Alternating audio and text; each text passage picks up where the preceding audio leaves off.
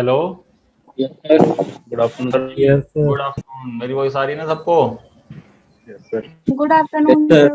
Good afternoon जी, good. अब यहाँ से आपका जो टॉपिक स्टार्ट हो रहा है ना टैली के अंदर, ये सबसे मेन है कि जो आप देखोगे कि जो अब यहाँ से आपके टॉपिक स्टार्ट होंगे, क्योंकि अभी तक आपका एक बेस बन रहा था कि हमें लेजर कहाँ बनाने हैं, इंट्रीज कहाँ करनी है, हमें रिकॉर्ड्स कहाँ चेक करने हैं, हम बैलेंस शीट क्या देखेंगे, ये सारी चीजें आपका आपको अब पता है कि हमें कैसे कैसे व्यू करनी है, हमें कैसे कैसे उसको एनालाइज करना है। जो हमने बेसिक पूरा कंप्लीट कर लिया। अब क्या आता है, यहाँ से जीएसटी के कॉन्सेप्ट और जीएसटी का सारा काम आ जाएगा कि यहाँ से साथ के साथ आपको सारी चीजें आपको कैसे कैसे करनी है। अब आगे जाके रिटर्न्स फाइल कैसे करनी है, रिटर्न्स क्या होती है आपकी, कैसे आप जेसन फाइल बनाओगे। अगर मान लो रिटर्न्स में भी दो टाइप से आपको क्लासिफाइड कर रखा है कि आपका एक रेगुलर रिटर्न है, एक आपकी क्वार्टरली रिटर्न है, तो उस बेसिस पे आप जेसन कैसे क्रिएट करोगे। क्वार्टरली में बोला गया है कि आपका आईएफएफ होता है, आपका इनवॉइस फर्निशिंग फैसिलिटीज आपकी, वो कैसे करोगे। तो उन सब के लिए कुछ टूल्स दे रखे हैं आपको टैली प्राइम में, तो कैसे कैसे हम यूज करेंगे। और प्लस आगे जाके जब हम लास्ट ऑप्शन आएंगे तो टैली में एक अच्छा सा ऑप्शन दे रखा है ऑडिटिंग का, जो कि ईआरपी में आपको ऑडिट का ऑप्शन बस खाली मेंशन होता था, उसको आप यूज नहीं कर पाते थे। बट प्राइम ने क्या करा, ऑडिट का एक ऐसा फंक्शन ला के दिया आपको कि आगे जाके, जैसे मैं कंपनी ओपन करके दिखा देता हूँ कौन सा ऑडिट का फंक्शन, कि आप यहाँ आके जो ये देख रहे हो एनालाइज एंड वेरिफिकेशन, आप यहाँ हो गए तो ये ऑडिट की रिगार्डिंग आपकी जितनी चीजें होती है कंपनीज में, जो जो आप देख सकते हो कि आपके क्या गलत हो सकते हो, वो सारी रिपोर्टिंग दे रखी है। तो इसके एक बार एंड में हम देखेंगे जरूरी से कि जब हमारे पास जीएसटी, टीडीएस, टीसीएस, जो भी हमारे कॉन्सेप्ट है, पेरोल, सब हम कर लेंगे उसके बाद। बट हम इससे पहले आज बात करेंगे पूरे के पूरे आपके जीएसटी की। ठीक है।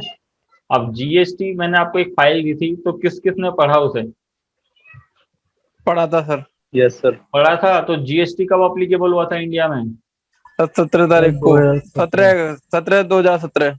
17 जुलाई 2017। 2017। 17 1 जुलाई जुलाई 2017। हाँ जी। 2017। पूरे इंडिया में हुआ था या कहीं किसी एक दो स्टेट में छोड़ दिया था? सर एक Yes, जगह जम्मू छोड़ दिया था, कश्मीर। जम्मू कश्मीर छोड़ दिया था। हाँ, जम्मू कश्मीर। बस आपकी डेट गलत होगी पुरुषोत्तम जी। 1/7/2017 मतलब 1 जुलाई। आप 17 कर रहे थे ना? सर 2017 बोला था। क्या बोला था? 2017। अच्छा, 2017। चलो 17 कोई 17 नहीं। नहीं बोला था। अच्छा चलो कोई नहीं, 17 मैंने सुन लिया। बट आपकी देखो यहाँ पे आपका जो अप्लीकेबल, वैसे तो आपका जो इम्प्लीमेंट हुआ था जीएसटी 2016 में हो गया था, बट ये एक अप्लीकेबल डेट आई थी आपकी 1/7/2017 में। ठीक है। ये उसकी कुछ आपके टैक्सेस होते थे, क्योंकि आपको पता होना चाहिए जीएसटी आपका कौन सा टैक्स होता है, डायरेक्ट या indirect? Indirect. Sir direct. Indirect. Direct. Indirect. Indirect होता है। अच्छा, डायरेक्ट कौन कह रहा था? इनडायरेक्ट टैक्सेस होता है, इनडायरेक्ट। हाँ। ठीक है। तो डायरेक्ट टैक्स में तो आपका इनकम टैक्स, ये सारी चीजें आती है, हाउस प्रॉपर्टी, जो सारी चीजें, उसको अभी इग्नोर करो, वो आपका इनकम टैक्स में देखना। बट अभी हमें क्या करना है, क्योंकि हम एज ए बिजनेस चला रहे हैं, तो उसमें हमेशा इनडायरेक्ट टैक्स होता है आपका, जो कि हम कस्टमर, क्योंकि जब आप देखोगे आप किसी को सेल कर रहे हो तो आपका टैक्स कौन पे कर रहा है? एंड यूजर दे रहा है। बट जीएसटी में एक नई चीज है, वो आपको अभी आगे बताऊंगा कि जीएसटी में क्या हो रखा है कि आपसे पहले ही टैक्स ले लिया जाता है। क्यों? क्योंकि पहले के टाइम में क्या होता था, जब तक आप सेल नहीं करोगे जब तक टैक्स नहीं भरते थे। बट गवर्नमेंट ने इसको हटा के क्या करा, जीएसटी इसीलिए लेके आई थी कि पहले आप टैक्स भर दोगे, फिर लास्ट में जो एंड यूजर होगा आपका, उस पर बर्डन पड़ता है। तो इसलिए आपका कौन सा टैक्स है? इनडायरेक्ट। अब इनडायरेक्ट में टैक्सेस देखो पहले कितने सारे थे, कि central, state, local central, state body. और लोकल बॉडी। ठीक है। फिर गुड्स सर्विस वाला, custom, excise, CST, goods other, ऐसे करके बहुत सारे 17, मोर देन 17 से भी ज्यादा ऐसे टैक्सेस होते थे, जो कि आपका जीएसटी के आने से क्या बन गया, खाली वन नेशन वन टैक्स। ठीक है। वरना क्या होता था कि मान लो दिल्ली में वैट का रेट ये है तो हरियाणा में वैट का रेट अलग है, तो इसमें क्या हो गया, इसमें होती थी आपकी कैस्केडिंग, कि कहने का मीन्स क्या कि डबल टैक्सेशन, डबल टैक्स जो आपका रेट होता था वो टैक्सेशन चार्ज हो जाता था। जैसे मान लो दिल्ली में 5% लग रहा है, बट हरियाणा में वो 10% है। समझ रहे हो? तो वो चीज क्या होती थी, आपके रेट और उस पर डबल टैक्सेशन का आपका कैस्केडिंग बोला जाता है उसे, वो होता था। बट जीएसटी के आने से क्या हुआ, टैक्स के जो रेट है आपके पूरे इंडिया में सेम रहेंगे, बस उसमें चेंज क्या कर दी, अगर आप क्या करोगे आगे जाके, अगर दिल्ली में ही सेल परचेज करते हो तो उसको दो पार्ट में डिवाइड कर दिया। क्या बोला गया उसे? एक को बोल दिया सीजीएसटी, एक को बोल दिया CGST। एसजीएसटी। और SGST। हाँ, अगर आप अदर स्टेट कर दो तो उसको बोल देगा आई। IGST। ठीक है। और टैक्स रेट कभी चेंज नहीं होगा। जैसे मान लो आपने कोई प्रोडक्ट परचेज किया, मान लो 10,000 का एक प्रोडक्ट था जिसपे 18% टैक्स था। वो आपने परचेज किया दिल्ली में ही रह के, दिल्ली से, तो उस पर टैक्स कितना लग गया? 18% के हिसाब से 1800 रुपए, 1800 रुपए, 1800 लग गए। बट परसेंटेज क्या रहेगी टैक्स की? 18%, 18% रहेगी। और मैंने क्या बताया था, विद इन स्टेट में क्या होगा? 9% डिवाइड हो जाएगा। हाँ, 9% 9 डिवाइड हो जाएगा हाफ हो जाएगा। सीजीएसटी और एसजीएसटी में, है ना।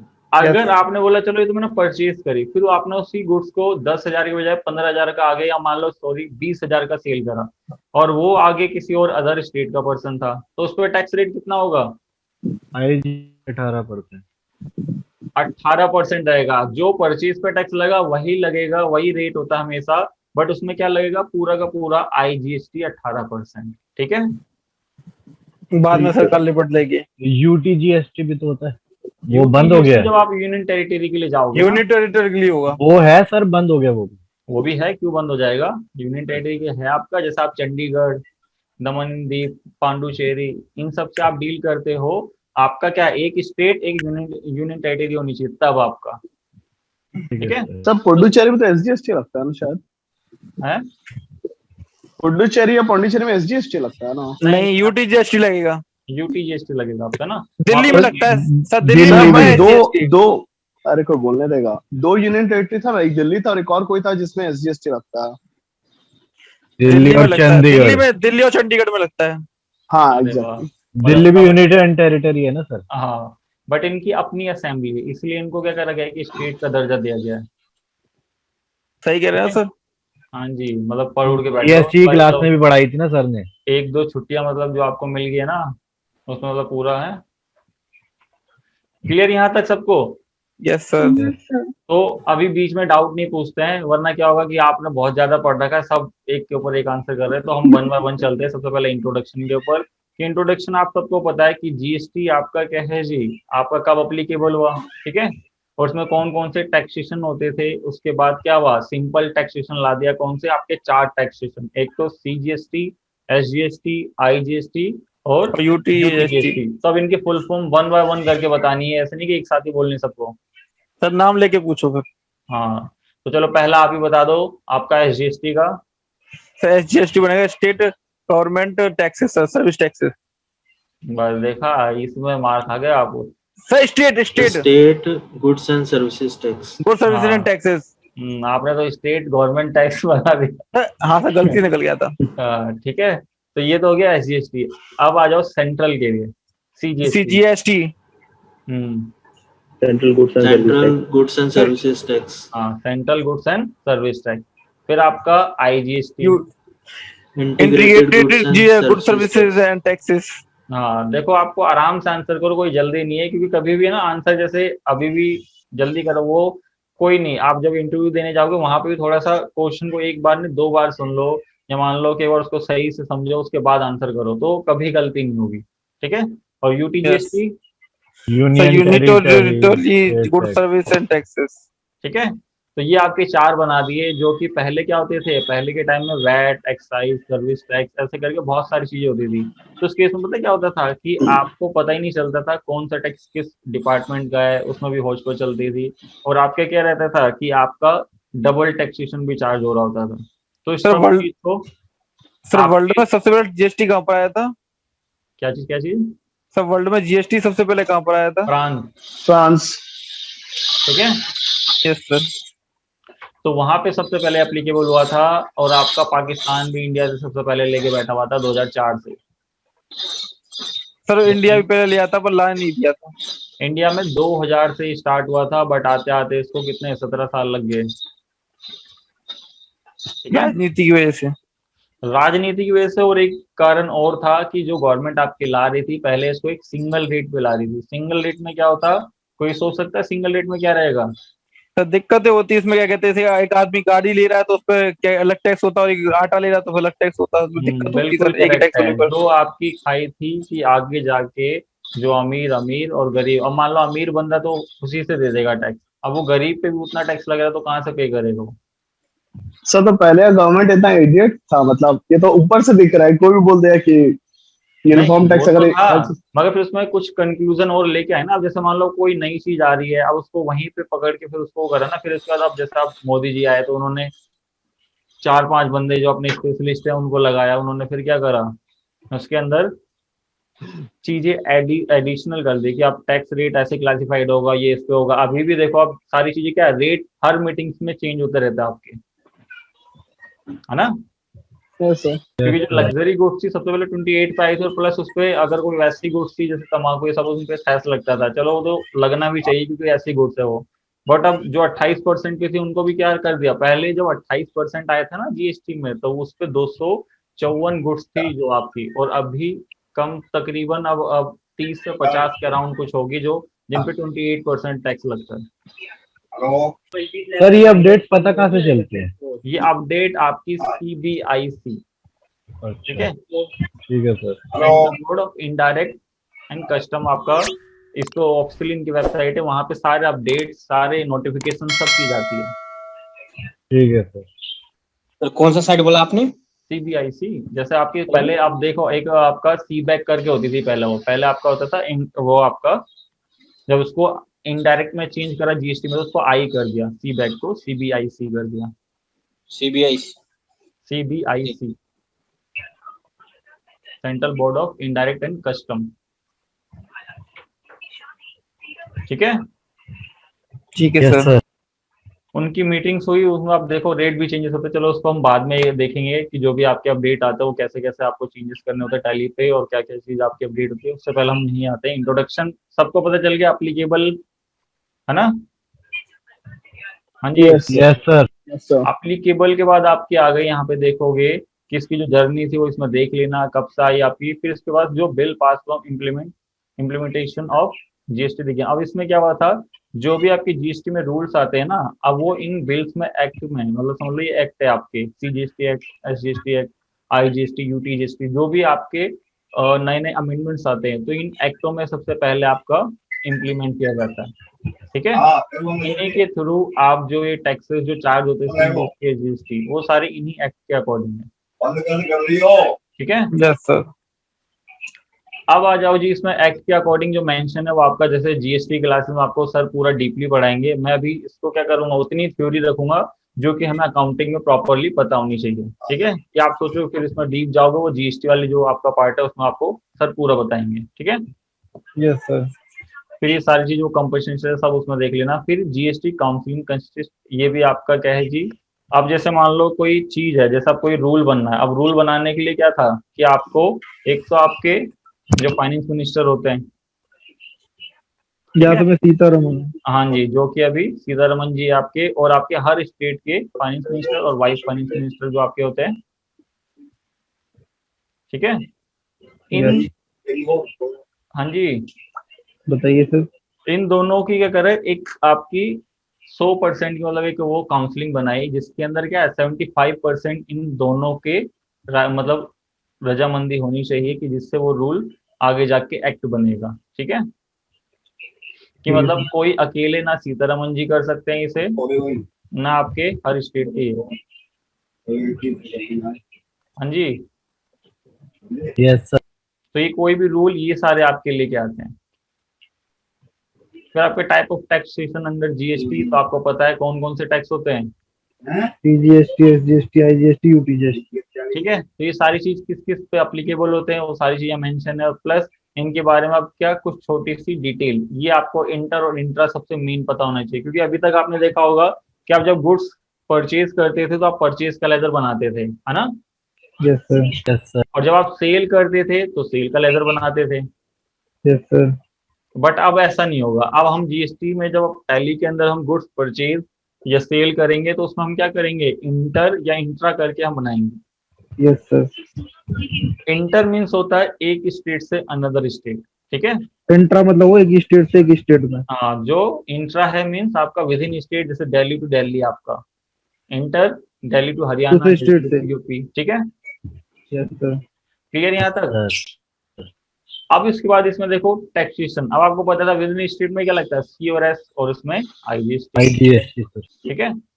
फिर अगला आ जाओ कि अब जैसे मान लो अब इसी में था कि मुंबई से माल कहाँ गया, चेन्नई, चेन्नई, तो इस केस में क्या लगेगा? IGST, हाँ जी हाँ सही। जी। अब मुंबई से क्या था जी, यही नागपुर गया, जो मुंबई का आपका छोटा सा सिटी आपका, तो उसमें क्या लगेगा? CGST। विद इन स्टेट, हाँ, sir with in with in. State है, और इंट्रा करेंगे इसे जी तो CGST और SGST। ठीक है। महाराष्ट्र में है सर, इसलिए ना हाँ। ये पूरा। फिर आ जाओ इसके अंदर, ये सारी चीज कह रहा है, इसको पढ़ लेना आप। इसके बाद हम चलते हैं, ये आपके देखो Tentative name। यूनियन टेरिटरी आपकी कितनी यूनियन टेरिटरी है? No। 9, 9 नहीं है, किसी ने इसको रिसर्च नहीं करा। अब ये कितनी हो गई है? 8, 11। 8 हो गई है। 8, ठीक है। 8 अब होगी क्या सर। हुई, ये देख लो दमन एंड दीप, ये अब 1 हो गई है। पहले 9 थी आपकी कि इसके अंदर चंडीगढ़, लक्षद्वीप, आपका दमन एंड दीप, फिर दादर एंड नगर हवेली, अब आपका अंडमान निकोबार, ये सब क्या है, अब इसको मर्ज कर दिया इन दोनों को। बाकी ये सारे सिंगल सिंगल है। बस दिल्ली को एक स्टेट माना गया है, और आपका चंडीगढ़ को। ठीक है। सर चंडीगढ़। हाँ जी। नहीं जितना हमको ध्यान हो शायद पुडुचेरी है ना कि चंडीगढ़, शायद मैं पहले भी भी एक चेक कर बार लेंगे। चेक कर लेता हूँ, कोई ऐसा इशू नहीं है, अभी बताते हैं आगे से। तो पौंडीचेरी या दिल्ली है। ओके। पुडुचेरी और दिल्ली है सर। ठीक है जी, ठीक है। ठीक है। हाँ जी, तो यहाँ पे आपको पता चल गया दोनों ये स्टेट का दर्जा, तो कितनी बची फिर आपके पास? 6, 7। 8 7, में से 2 हटा दो, क्योंकि अब 9 नहीं है, ये दोनों मर्ज हो गई है। 6, बची ना। ए, अगर आप यहाँ से डील करते हो, जैसे यूनियन टेरिटरी में, तो क्या लगता है, C और UT लगेगा उस समय। ठीक है। SGST उस केस में नहीं लगता। क्लियर यहाँ तक? Yes sir. यस सर, या मान लो एक स्टेट और एक यूनियन टेरिटरी बिलोंग करेगा, तो उस केस में क्या लगेगा टैक्स आपका? IGST, ठीक है। सर हाँ जी। सर जैसे लक्षद्वीप से सामान अंडमान निकोबार जा रहा है सर, हम्म। ठीक है, तो उस कंडीशन में सर क्या कहते हैं यूटी जीएसटी लगेगा? यूनियन टेरिटरी में तब बिलोंग होगा जब आपका UT से एक UT आपका कर रहा है ना। हाँ तो सर इसमें क्या कहते हैं जो परसेंटेज शेयर होगा वो हम्म। सारा स्टेट रखेगा या फिर क्या कहते हैं नहीं नहीं नहीं, सेंट्रल वो आपको गवर्नमेंट ले नहीं लेगा? करना। वो आपको नहीं करना, वो क्यों टेंशन ले रहा हो? वो आपका क्या है, जो सेंट्रल गवर्नमेंट है, उनकी एक पॉलिसी होती है कि कितना आपको यूनियन टेरिटरी को देना और कितना अपने पास रखना। उसके लिए आपको कैलकुलेशन कभी नहीं करना, ना उसकी अकाउंटिंग करनी होती है आपको। तो वैसे पूछ रहा था वैसे किसको जाता है ये नहीं नहीं, पैसा, उसका एक आधा ज्यादा रेशियो जाता है? होता है, मैं बता रहा हूँ ना, उसका एक रेशियो होता है जो सेंट्रल खुद डिवाइड करती है। आपको कुछ नहीं करना, उसकी अकाउंटिंग से भी आपको लेने देना नहीं है। आपको अपने से देखना है कि आप बिलिंग क्या कर रहे हो, आपकी पार्टी पे टैक्स क्या लगेगा, ये सारी चीज पे फोकस करना है, इस चीज पे मत जाओ। ठीक है। ओके। ये वहां पे जो बैठे हुए हैं वो देखेंगे ना, इस ये चीज भी अब आप देखने लग गए, तो फिर अपना बिजनेस देखोगे या फिर वहां पे जाके असेंबली में जाके बैठ जाओगे? हाँ जी पुरुषोत्तम जी। Yes sir. ठीक है। फिर आपका आ जाता है रजिस्ट्रेशन। ये सबसे पहले जब आपने ये देखे कि कौन कौन सा, अब आपको पता चल गया कि GST अप्लीकेबल कब हुआ, कौन से टैक्सेस लगते हैं, आपका यूनियन टेरिटरी, फिर आपका स्टेट, और किस में इंटर है, कौन सी इंट्रा है, यहाँ तक पता चल गया आपको। Yes sir. सर सर अब बात आ जाती है रजिस्ट्रेशन की। अब रजिस्ट्रेशन किसको लेना होता है? सबसे पहली चीज तो आपको पता होना चाहिए जो ऑलरेडी किसी चीज में बिजनेस कर रहे हैं। हाँ जी। सर एक चीज पूछनी थी। हाँ बताओ। सर अगर एक यूटी से दूसरी यूटी में हो रहा है तो उस केस में क्या लगेगा, इंटीग्रेटेड? हाँ, IGST लगेगा ना। एक अदर स्टेट, एक अदर UT और एक अदर UT, तो दोनों में फिर आई लगना ना उसमें तो। ठीक है, और अगर एक स्टेट से एक यूटी में जा रहा है तो फिर मतलब तो IGST। यूटी लगे, IGST आईजीएस। कब भी देखो ना, आप अदर स्टेट से एक अदर स्टेट हो तो आई है। अगर आपका यूनियन टेरिटरी के विद इन यूनियन टेरिटरी हो रहा है, तब आपका ओके वो ओके लगेगा, ओके आपका ओके UT या ओके, सेंट्रल। ठीक है सर, ठीक है। हाँ जी। अब बात करते हैं रजिस्ट्रेशन की। तो सबसे पहली चीज देखो, रजिस्ट्रेशन के लिए आपका क्या है कि सबसे पहले अगर आपका बिजनेस ऑलरेडी मतलब चल रहा है और ऑलरेडी कहीं ना कहीं जैसे वैट में या किसी में रजिस्टर्ड है, तो उसको रजिस्ट्रेशन लेना कंपलसरी है GST में। ठीक है, सबसे पहली चीज। सर आज थ्योरी चलेगा? नहीं, थ्योरी सब प्रैक्टिकल पे आने वाले हैं, इतनी थ्योरी कहाँ है। ये उतनी थ्योरी है जितना आपको प्रैक्टिकल के लिए चाहिए, क्योंकि कल को जब आप टैली पे जाओगे, आप मान लो बिल में टैक्स ही गलत लगा रहे हो, तो कहाँ से आप बता पाओगे। ठीक है Prakash ji. Okay sir. Sir ये नोट्स कहाँ से मतलब मिलेंगे?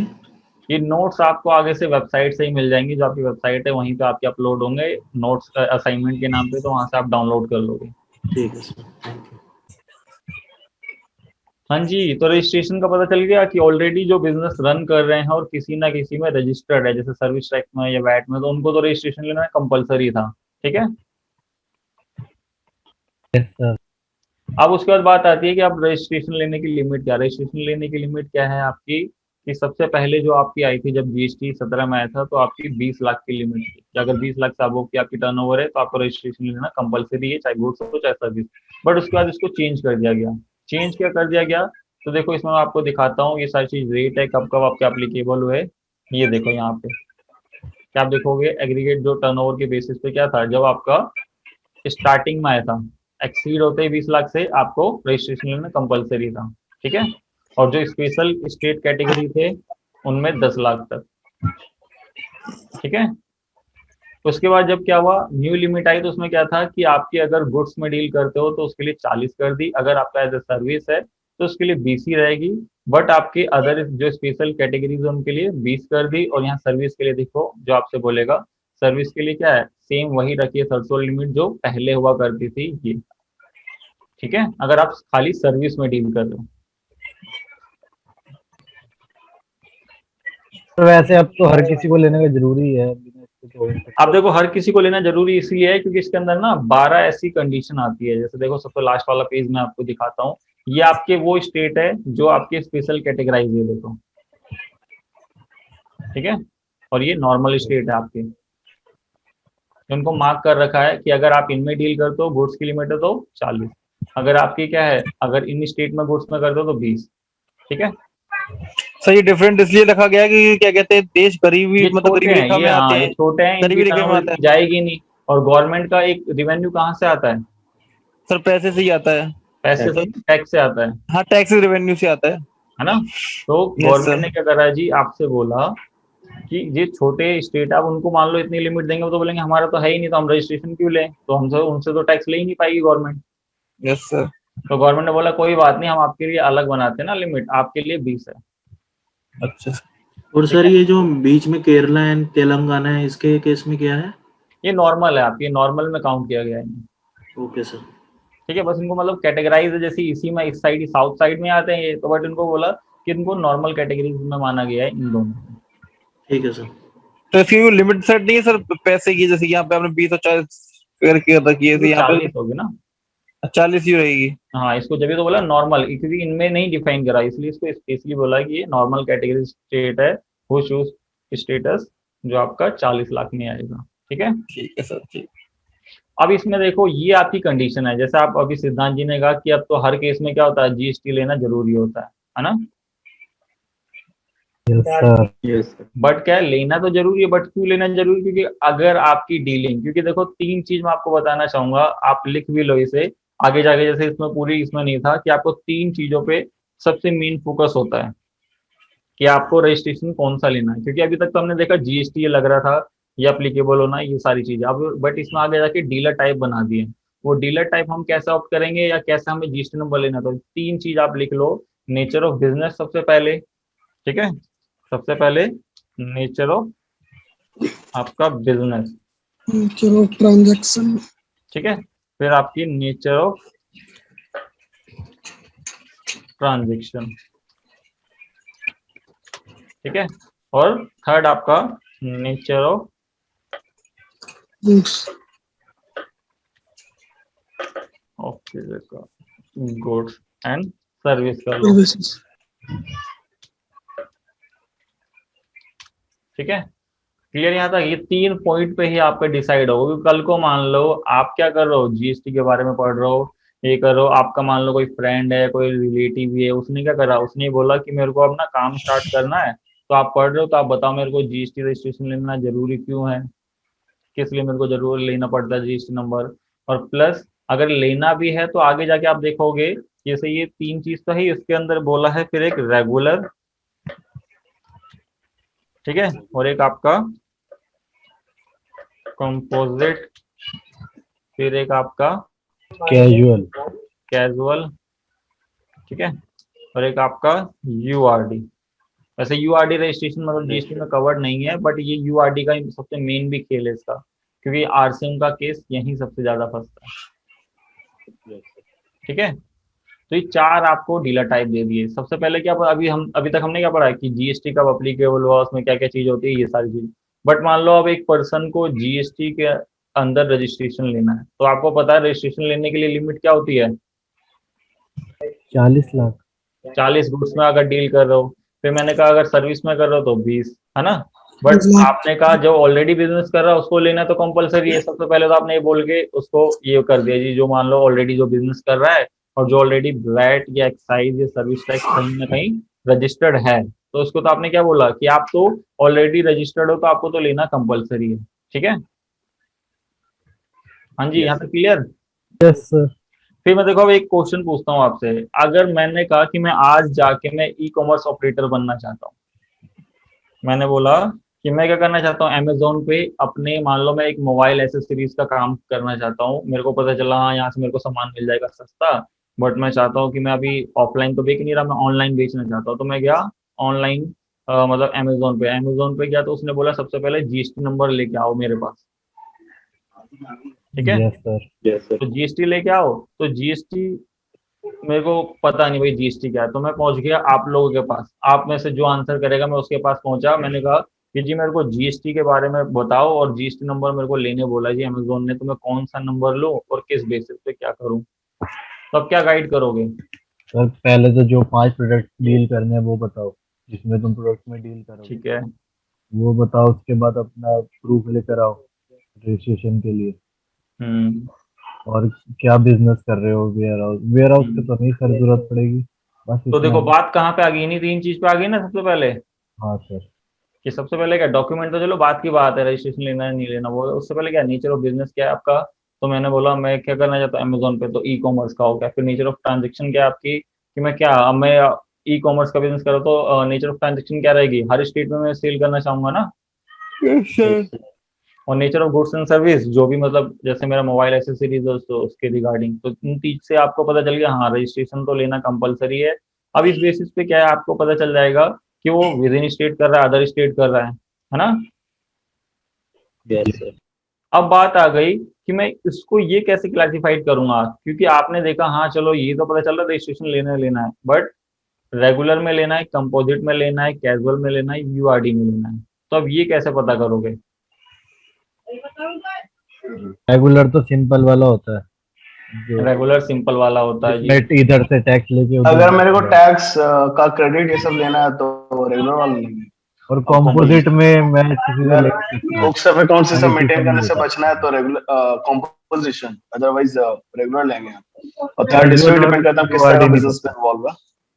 अगर B2B बिजनेस है तो फिर रेगुलर, क्योंकि इसमें फिर टैक्स पास कर पाएंगे। और अगर नॉर्मल रिटेलर है तो कॉम्पोजिशन ले सकता है। और फिर इससे भी डिपेंड करता है नेचर ऑफ ट्रांजैक्शन किस तरह का, मेरा बहुत सारा कंडीशंस है, बहुत सारी चीज पे डिपेंड करता है। ठीक है, तो इन्हीं कंडीशन को सबसे पहले हमें पता होना चाहिए, क्योंकि आपको देखो ऊपर जितना पढ़ा हमने उससे अकॉर्डिंग पता चल गया। बट उससे पहले एक चीज मैं दिखाना चाहूंगा आपको, एक रेगुलर कंपोजिशन में आपको डिफरेंस, अगर ये कंडीशन आती है आपके पास कि how a certain category of person are required to compulsory get registered under GST, ये कहने का मीन्स क्या है कि अगर वो इनमें फॉल करता है तो आपको बिना देखे क्या बोलना उसे कि आपको रजिस्ट्रेशन लेना है रेगुलर में। ठीक है, अभी हम रेगुलर और कंपोजिशन के डिफरेंसेस जरूर देखेंगे, बट उससे पहले हम देखेंगे आपकी 11 कंडीशन। ये किसके बैकग्राउंड से वॉइस आ रहा है, इसको म्यूट करो। ठीक है, हाँ जी, तो इसमें आप देखोगे कि ये 11 ऐसी कंडीशन है जिसमें क्या रहेगा आपका कि आप लोगों को बिना किसी से मतलब इनके डिफरेंसेस देखे रेगुलर कंपोजिशन के आपको क्या बोल देना है कि आपको रजिस्ट्रेशन लेना है, किसमें लेना है, रेगुलर में लेना है। कि आप क्या डील कर रहे हो, एक तो इंटर स्टेट सप्लाई। अब इंटर स्टेट आपको पता है कौन सी होती है inter state supply, other state state में। अदर स्टेट में, कि एक स्टेट से अनदर स्टेट कर रहे हो, तो उसने वो क्या बोला रेगुलर तो कंपलसरी है। फिर बोला कैजुअल टैक्सेबल पर्सन। अब आप बोलोगे मैंने जीएसटी नंबर ले लिया तो मैं कैजुअल टैक्सेबल पर्सन कैसे जी? अब कैजुअल टैक्सेबल पर्सन आपको तब बनना होता है, जैसे मान लो आपने देखा होगा ट्रेड फेयर, बुक फेयर आपका, या मान लो कोई इवेंट ऑर्गेनाइज करा तो आप वहां जाके अपनी सेल करना चाहते हो। ठीक है, यस सर। तो इस सर केस में क्या होगा कि रेगुलर वाला ही पर्सन क्या करता है, एक छोटा सा कैजुअल के टाइप का रजिस्ट्रेशन लेता है जो 90 दिन का होता है। कि आप क्या कर रहे हो कि उस इवेंट में आप जा रहे हो अपनी सेल करने, तो आप कितने प्रोडक्ट ले जा रहे हो, कितने तक का मतलब टैक्सेबल वैल्यू है, वो सारी चीज पहले ही आपको बतानी पड़ती है गवर्नमेंट को। ठीक है। अगर आप ऐसे काम करते हो मतलब कैजुअल मतलब मीन्स क्या, कैसे ट्रेड फेयर, बुक फेयर या आप जैसे इवेंट्स में जाते हो, तो उस केस के लिए आपको कैजुअल का रजिस्ट्रेशन लेना कंपलसरी है। तो आपको बिना किसी से पूछे किसमें फॉलो करना, आपको रेगुलर में। ठीक है। फिर आ जाता है person taxable under the reverse charge basis. अब रिवर्स चार्ज बेसिस क्या, कि जैसे मान लो आप गुड्स क्या करते हो, आप इंपोर्ट करते हो, या फिर कोई आरसीएम वाली जैसे आप ट्रांसपोर्टर से, या आपका एक सेक्शन होता है आरसीएम का 93 एंड 94 सीजीएसटी एक्ट में है, अगर उसमें आप फॉल करते हो या आप वैसी सर्विस वैसी गुड्स में डील करते हो तो आपको रेगुलर लेना है। फिर नॉन रेजिडेंट टैक्सेबल पर्सन, कि आप सर क्या, थर्ड पॉइंट रिपीट करना सर एक बार। कौन सा? Person taxable under the reverse reverse charge. Charge. Reverse charge में क्या होता है कि ये आपका एक टाइप से जैसे आप इंपोर्ट कर रहे हो गुड्स, उस केस में भी आरसीएम का केस लगता है रिवर्स चार्ज का। या फिर आपने बोला गवर्नमेंट ने एक सेक्शन बना रखा है 93 और 94 रिवर्स ठीक है, चार्ज होता है सर। मैकेनिज्म का। तो ये होता क्या है? ये होता है आरसीएम आपका, कि जैसे कि आप जैसा आप इंपोर्ट करते हो, इंपोर्ट कर रहे हो तो बाहर का कोई जो पर्सन है वो इंडिया का टैक्सेशन थोड़ी ना करता, वो अपनी कंट्री का करेगा। Yes sir. उस केस में क्या होता है कि हमें उस बेसिस पे गवर्नमेंट को टैक्स अपने ही मतलब हमें खुद पे कराना होता है और फिर उसका इनपुट लेना होता है। अच्छा सर। रिवर्स रिलेशन होता है जो नॉर्मल कंडीशन है जो टैक्सेशन की, अभी इसको आगे समझाऊंगा मैं, अभी खाली इतना ही समझो आप। नॉन रेजिडेंट टैक्सेबल पर्सन होते हैं आपके, जैसे बाहर के आप कोई एनआरआई आके यहाँ पे कोई टैक्सेबल सप्लाई कर रहे हैं, तो उस केसेस में आपको रजिस्ट्रेशन किसमें, रेगुलर में लेना है। फिर आपने बोला person required to deduct TDS and TCS in GST, क्योंकि जीएसटी में टीडीएस एंड टीसीएस के कॉन्सेप्ट आए हैं आजकल बहुत नए, जो कि आपके चल भी रहे हैं। तो आपको ये कॉन्सेप्ट अगर आपकी इन जीएसटी में यूज होते हैं तो आपको क्या करना है, रेगुलर में आपको फॉलो करना है। फिर इनपुट सर्विस डिस्ट्रीब्यूटर, ये आपने कहा कि आपकी एक कंपनी यहाँ है, एक आपकी कहाँ है जी, हरियाणा में, एक यूपी में, तो ऐसे करके 3 स्टेट में 3 कंपनी है आपकी, मतलब 3 ब्रांचेस बोल दो। उसमें क्या होता है, आपने एक सॉफ्टवेयर लिया और एक सॉफ्टवेयर को आप तीनों वहां पे कर दो। ये वॉइस बंद करो अपने बैकग्राउंड से पुरुषोत्तम। ठीक है। तो उस केस में आपका क्या है कि उसका सर्विस सॉरी इनपुट उसका डिस्ट्रीब्यूट हो जाता है तीनों ब्रांचेस में, तो उस केस में भी आपको रेगुलर में फॉलो करना है। फिर person making a sale on behalf of someone else whether as a in agent और प्रिंसिपल। अब जैसे क्या है, एमआरएफ की कंपनी है, उसके क्या होते हैं अलग अलग, हर स्टेट में क्या है एक एक ब्रांचेस है, तो उस केसेस में क्या होता है आपको रजिस्ट्रेशन एज ए रेगुलर में लेना है। फिर ई कॉमर्स ऑपरेटर जो प्रोवाइड कर रहा हो प्लेटफॉर्म, उसको भी रेगुलर में लेना, और जो ई कॉमर्स वेबसाइट में जाके अपने प्रोडक्ट सेल कर रही है उसको भी किस में लेना है, रेगुलर में लेना है। फिर online service provider providing service from other outside India to a non registered person in India, means क्या है, वही एक टाइप से आप जो अपनी सर्विस दे रहे हो इंडिया से बाहर दे रहे हो, तो इस केस में भी आपको रजिस्ट्रेशन लेना कंपलसरी है। किसमें, रेगुलर में। तो ये सारी कंडीशन किसमें फॉलो करती है, अगर आपका कोई भी पर्सन आता है और ये ट्रांजेक्शन करता है, वो मतलब आपसे आके बोले कि मेरा नेचर ऑफ बिजनेस ये है और मैं इस चीज में डील करूंगा या इस चीज की गुड्स है और इस स्टेट या अदर कंट्री से आपकी डील होगी, तो उस केस में आपको क्या बोलना है, सिंपल, बिना कोई इन दोनों में डिफरेंस देखे हुए क्या बोलोगे आप, कि आपको रजिस्ट्रेशन किस में लेना है, रेगुलर में सर। रेगुलर में लेना है। क्योंकि हमें उस समय इन दोनों में डिफरेंस नहीं देखने होते, हमें सीधा बोलना होता है रेगुलर का रजिस्ट्रेशन है जी आपका।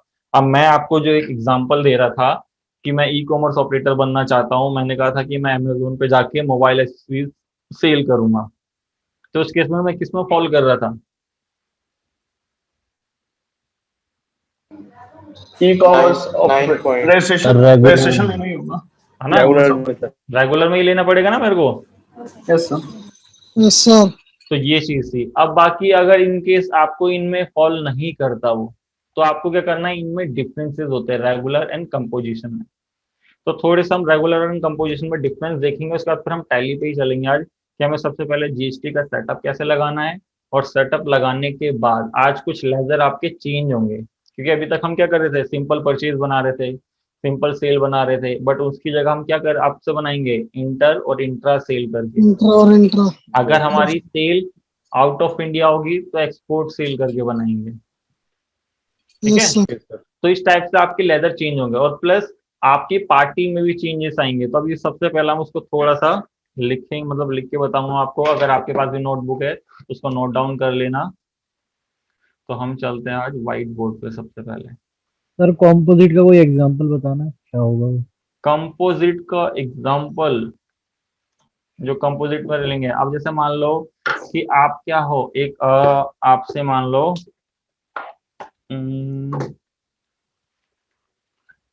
जैसे आप, हाँ जैसे आप एक D2H डिस्ट्रीब्यूटर बनना चाहते हो, ठीक है। अच्छा सर। तो आपने बोला मैं क्या खाली मतलब दिल्ली दिल्ली में करूंगा, मेरे को मतलब दिल्ली का वो भी एक ही एरिया, जैसे मान लो मेरे को रजौरी रजौरी का चाहिए। तो मेरे को अब D2H के पास गया, मैं उनकी वो लेने, क्या नाम है आपका, डीलरशिप। तो उन्होंने क्या बोला, आप GST नंबर लेके आओ, ठीक है। ठीक है सर।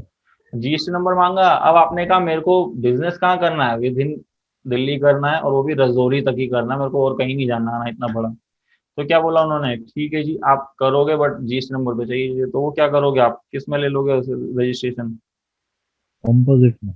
हाँ, तो इस टाइप से आपको बिजनेस पहचानना है। वैसे ज्यादातर आपके बिजनेस फॉल करेंगे रेगुलर में। ठीक है सर।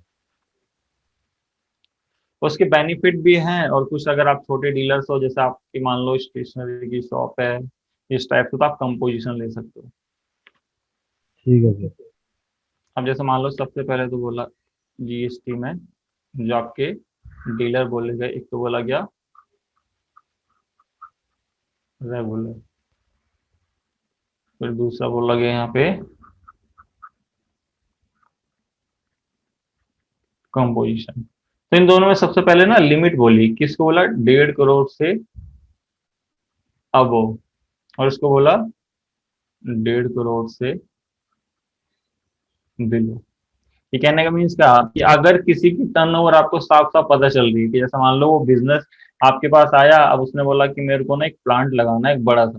अब आपको साफ साफ दिखेगा कि उसकी टर्नओवर 1.5 करोड़ से अब हो जाएगी, है ना। तो इस केस में आप सिंपल बोल सकते हो, इस बेसिस पे आप क्या करो, रेगुलर ले लो। अगर आपको दिखता नहीं तो आप कंपोजिशन। बट वो बोला नहीं जी, अभी भी मेरे को थोड़ा सा डाउट है कि इसके अंदर जो आप प्रोडक्ट की डीलिंग क्या करोगे और नेचर ऑफ ट्रांजेक्शन क्या रहेगी, क्योंकि इन दोनों में रिस्ट्रिक्शन है कुछ, कि इसमें कंपोजिशन में आप वो चीज नहीं कर सकते, रेगुलर में वो सारी चीज आप कर सकते हो, ठीक है। एक तो क्या है, सबसे बड़ा GST रजिस्ट्रेशन पता चल गया। उसके बाद आपको देखना है कि टर्नओवर बेसिस पर अगर पता चल रहा है, नहीं जैसे मान लो मैंने E-कॉमर्स ऑपरेटर का बताया था, अगर मैं वो 12 चीजें 11 सर्विसेज पहले नहीं बताता आपको, तो आप क्या करते हैं, टर्नओवर देखते हैं। आप टर्नओवर में कहता कि मैं तो खाली 10,000 रुपये लगा रहा हूँ, तो आप किस में बताते हैं मुझे। हाँ sir ji, composite. Composite. But आप, मैंने क्या बताया, 1.5 करोड़ से बिलो, और मेरे तो 10,000 की कैपिटल है। तो आप कैसे मेरे को क्लासिफाइड कर पाते हैं, नहीं कर पाते हैं इनमें, क्योंकि इनमें तो आपको वैल्यू किस में दिख रही है, करोड़ों में। तो फिर आपको क्या देखना होता मेरा, कि इसके अंदर जो मैं ट्रांजैक्शन कैसी करूंगा और नेचर ऑफ बिजनेस क्या रहेगा मेरा, और किस किस बेसिस पे मेरी नेचर ऑफ गुड्स और सर्विस रहेगी। तो वो डिफरेंसेस कैसे पता चलेंगे, क्योंकि ये फर्स्ट इसका क्या है, ये ऑल गुड्स एंड सर्विस में डील कर सकता है, ठीक है। ये क्या कर सकता है जी, इसका जो फर्स्ट है, ऑल गुड्स एक्सेप्ट किसमें जी, आइसक्रीम और टबैको, ठीक है। इन 3 गुड्स में डील नहीं कर सकता ये। और सर्विस की बात करें तो ये खाली एक रेस्टोरेंट की सर्विस में पहले डील करता था। बट अब अधेरे क्या आया है, कि इनको बोला गया कि आप क्या कर सकते हो, आपकी टर्नओवर का 10% आप अदर सर्विस दे सकते हो। हाँ जी, ये पॉइंट समझे आप लोग, यस सर। कि कि सर इसमें क्या है। टर्नओवर में 10% में आप कोई और सर्विस दे सकते हो हाँ, रेस्टोरेंट। इसमें सारी गुड्स एंड सर्विस लगी। इसमें क्या रखा था, कि ऑल गुड्स डील करोगे एक्सेप्ट किसमें जी, आइसक्रीम टोबैको में, इसमें आप डील नहीं कर सकते इन तीनों में। इसके अलावा आप सब में डील कर सकते हो। बट इसमें बोला कि सर्विस पहले इसमें सबसे पहले रखी थी एक खाली रेस्टोरेंट की। बाकी ये अब आपका 19 से हुआ, कि आपको बोला गया कि अगर आप रेस्टोरेंट के अलावा कोई और सर्विस देना चाहते हो, जैसे मैं बताया था D2H की, तो आप क्या कर सकते हो, इसका 10% ऑफ अपनी टर्नओवर का, जो अगर आपका बिजनेस ऑलरेडी चल रहा है, तो आप कर सकते हो। अगर आपका बिजनेस नहीं चल रहा तो उसके लिए फिक्स बोल दिए कि आप अगर नए नए पूरे डीलर हो, आपका कोई किसी टाइप का बिजनेस एग्जिस्ट नहीं करता, तो उसके लिए खाली कितनी 5 लाख। ठीक है, क्लियर ये वाला पॉइंट। Yes sir. फिर इसमें क्या है जी आपका कि अगला कि जो इसके लिए जो रेगुलर के लिए बोला गया, और